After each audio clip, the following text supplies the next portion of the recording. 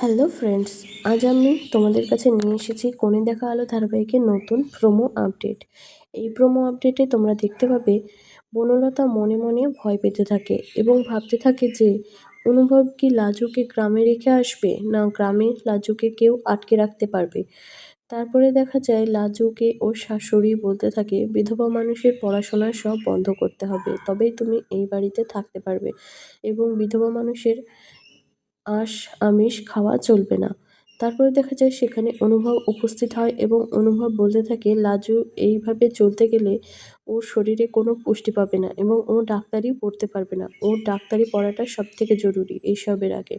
তখন গ্রামের সকলে এবং লাজুর শাশুড়ি অনেক রকম বাজে কথা বলতে থাকে। তখন সুদেবের ফিরে আসার কথাও বলতে থাকে এবং অনুভব বলতে থাকে সুদেব যখন বেঁচেই নেই, লাজু এইসব নিয়ম মেনে কি করবে।